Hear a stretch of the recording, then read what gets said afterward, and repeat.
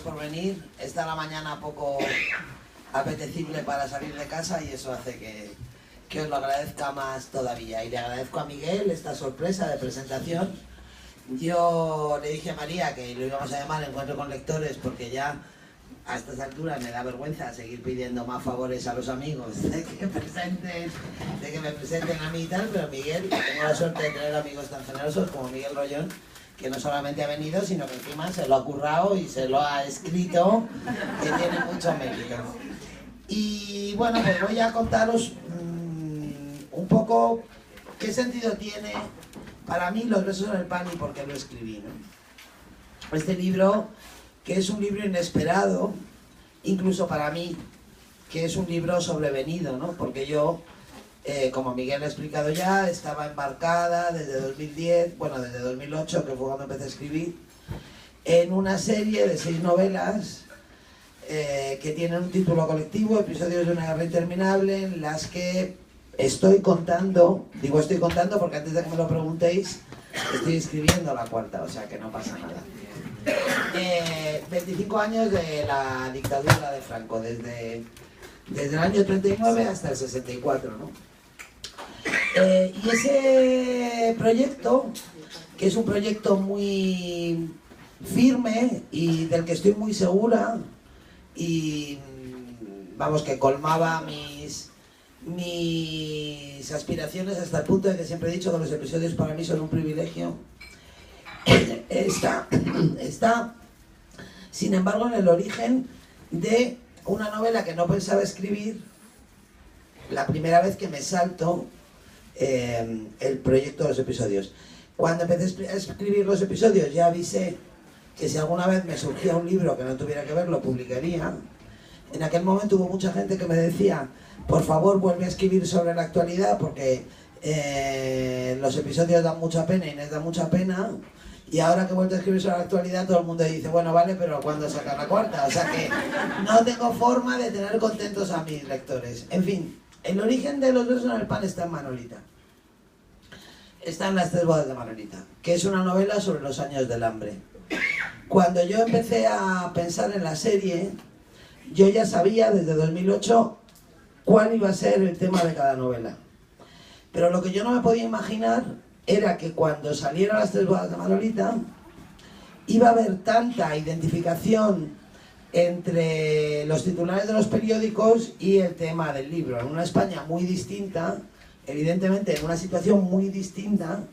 Sin embargo, bueno, pues la novela hablaba de desahucios, hablaba de casas ocupadas, hablaba del hambre, del paro, de niños que no tenían acceso a la educación, de la catástrofe que suponía que alguien se pusiera enfermo en una casa.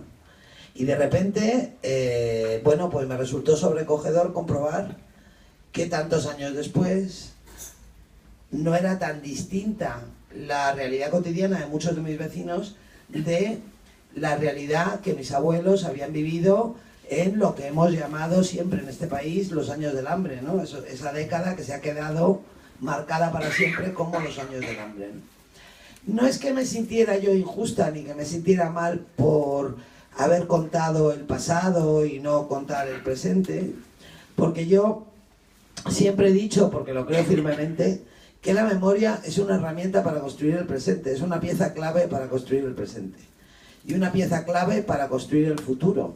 La memoria no tiene que ver con el pasado, no es un ejercicio de nostalgia, tiene que ver con la identidad de las personas y con la identidad de los países. Y yo creo que gran parte de las crisis que han coincidido con la económica en España se originan en la amnesia programada de la transición. O sea que yo creía, yo pienso que mi serie es útil. O sea que que es útil en este momento, no tenía ningún problema con eso, ¿no? Pero pensé, bueno, ¿y yo que soy capaz de contar lo que no he vivido? ¿Sería yo capaz de contar lo que estoy viviendo, no?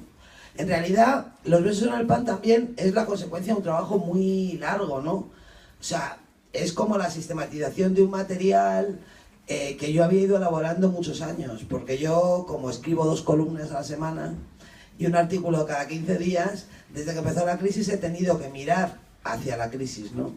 Y en este tiempo, pues yo he elaborado mis propias interpretaciones, he fabricado mi versión sobre lo que ha pasado en España, ¿no? Y eso no lo he hecho sola, porque ha habido muchísimas personas que, en primer lugar, porque soy ciudadana de este país y no creo que haya ningún ciudadano de este país, excepto quizá en un 3% que para los demás no existe, que no haya tenido ninguna experiencia personal de esta crisis, si no en carne propia, sí alguna experiencia de hermanos, de hijos, de padres, de amigos, de vecinos, ¿no? Es prácticamente imposible encontrar a nadie que no comparta una experiencia sobre esto que hemos vivido. Y también, aparte de esa experiencia mía ciudadana, tenía el material de mucha gente que se me había acercado para contarme cosas. Pues pasa esto, pues pasa lo otro, pues escribe sobre esto, sobre lo otro. Quiero recordar aquí, en este mismo local, a los miembros de una asociación que se llama Yo No Me Voy, de damnificados por la venta de viviendas de alquiler social a fondos buitres por parte del Ayuntamiento de Madrid. Estábamos aquí un día haciendo una reunión y un señor entró y me dijo: quiero contaros una cosa, y nos contó esto. Y yo escribí un artículo en El País Semanal y luego me llevé la alegría de enterarme de que habían ganado todos los juicios que habían planteado, y él o ellos, que viven aquí al lado, en la calle Mirasol, me parece que ellos son también autores de este libro, ¿no? Como son autores de este libro todas las personas que me han contado historias o que me han contado cosas, ¿no? Sí, yo desde el principio, cuando empecé a publicar la serie Inés, dije que si algún día me salía un libro distinto lo publicaría, y sin embargo, si la idea que yo hubiera tenido no hubiera tenido nada que ver con la serie, si no hubiera sido coherente con la serie, ahora sé que a lo mejor habría podido escribirlo, pero no lo habría publicado. Eso, después de tantos años de trabajar en los episodios, de alguna forma, bueno, pues eso ha moldeado también la condición de mi escritura. Sin embargo, cuando empecé a pensar en escribir Los besos, que al principio no iba a ser una novela, que yo no sabía lo que era, que es un libro que empezó como un experimento personal, lo cual por otro lado es una tontería que diga yo eso, porque todos los libros son experimentos personales. Siempre es un camino en el que apuestas contra tu propia capacidad de terminar el libro, ¿no? Pero bueno, cuando empecé a pensar en escribir sobre la crisis, bueno, pues me di cuenta de que yo ya había descrito esta crisis como una guerra. Yo creo que la crisis, que al principio se contó de dos maneras, el Poder la contó como una especie de ajuste histórico ineludible, y en círculos de la oposición se describió como una estafa. Yo creo que es más que una estafa. Yo creo que esta crisis ha sido una guerra y la hemos perdido. Ha sido una guerra de los especuladores financieros contra la soberanía de las democracias. Y el botín de la guerra, que lo hemos pagado nosotros como buenos derrotados, han sido los derechos que hemos perdido, las libertades que hemos perdido y las que probablemente seguiremos perdiendo gracias bueno, pues a la ayuda del Estado Islámico y a diversas circunstancias por las que atraviesa este continente. Entonces, como yo pensaba que esta crisis había sido una guerra además particularmente cruel, porque los gobernantes, no solo de este país, los gobernantes de muchos países se han aliado con el enemigo para combatir a sus propios ciudadanos. Eso en el siglo XIX se llamaba delito de lesa tradición, y ahora se llama responsabilidad y sentido del Estado. Pero no deja de ser eso lo que han hecho. Se han aliado con los enemigos para ir contra nosotros, cuando en realidad nosotros les pagamos el sueldo para que defiendan nuestros intereses. Eso me parece que ha convertido esta guerra en una circunstancia, en una guerra muy cruel, ¿no? Y además ha tenido efectos sobre los derrotados, que somos todos, ¿no? Porque en otras crisis del capitalismo las clases bajas pagaban la mayor parte de la factura, ¿no? Entonces las clases medias bajas se precipitaban, digamos, hacia el nivel de los pobres de solemnidad, y los pobres de solemnidad se deshacían en condiciones de vida miserables, ¿no? Sin embargo, en esta ocasión, como esto ha sido una guerra, y no ha sido una crisis corriente, los efectos se han extendido sistemáticamente de arriba abajo, ¿no? Quitando ese 3% o 4% de personas que no sabemos quiénes son, que no tienen cara, que no tienen nombre, que tienen tanto dinero como todos nosotros juntos o más. Que esos no solamente no se han empobrecido, sino que se han hecho más ricos, ¿no? Pero las clases medias universitarias urbanas, los médicos, los ingenieros, los arquitectos, los abogados, que eran capas de la sociedad que habían resistido el golpe en las otras crisis, que habían mantenido un nivel de bienestar, ahora, sin embargo, se han enfrentado a situaciones insólitas que jamás habían creído que afrontarían, ¿no? Eso emparenta Los besos en el pan con la posguerra de los episodios de una guerra interminable. Y los emparenta sobre todo porque, bueno, este libro cuenta la crisis desde el punto de vista de la gente que ha intentado resistir, de la gente que se opone a esa crisis, de la gente que se ha aferrado a su dignidad y se ha encastillado en ella y está dispuesta a aguantar el tirón. En los episodios había resistentes contra una dictadura y en Los besos hay resistentes contra otra dictadura, aunque es una dictadura más económica, más financiera que política. También es una dictadura política, pero en cualquier caso más complicada. Y hay otro vínculo más complicado de definir. Hay otro vínculo entre Los besos y los episodios, que son los abuelos. Yo lo primero que pensé cuando empezó la crisis fue ¿qué haría mi abuelo? ¿Qué harían mis abuelos? Sobre todo mi abuelo Manolo Grandes, que además vivía en el mismo barrio, o sea, que yo, o sea, que conocía muy bien el paisaje.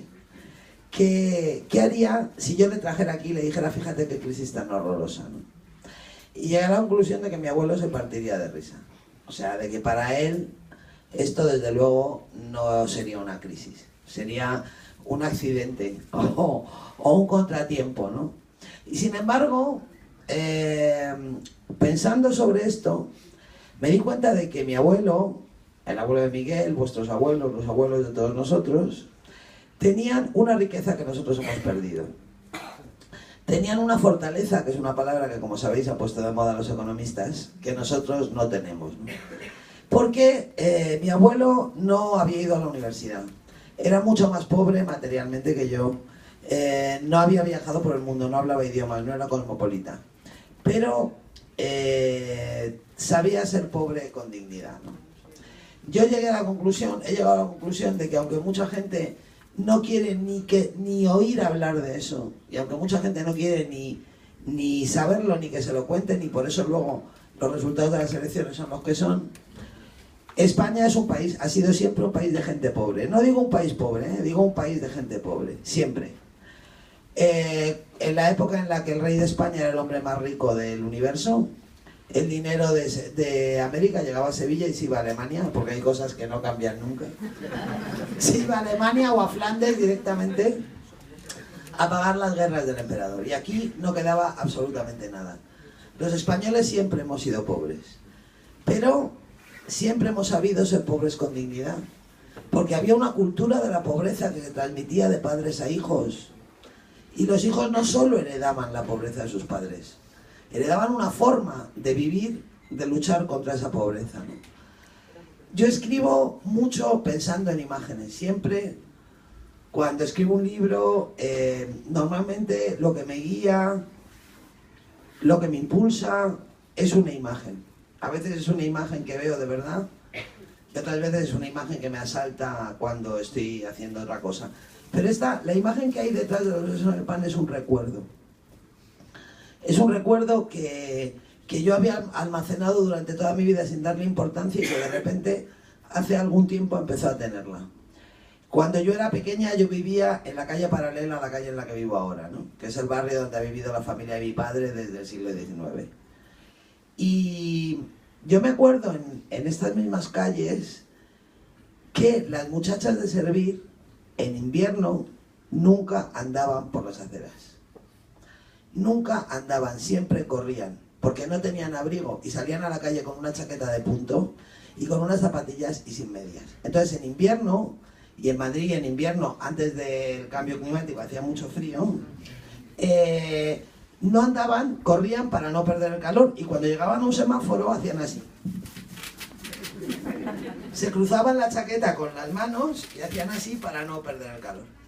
Yo recuerdo perfectamente esa imagen. Lo que no recuerdo es que fuera triste. No recuerdo que esa imagen fuera triste. No puedo asociar esa imagen a la amargura. Porque en España, cuando yo era pequeña, la pobreza no era humillante.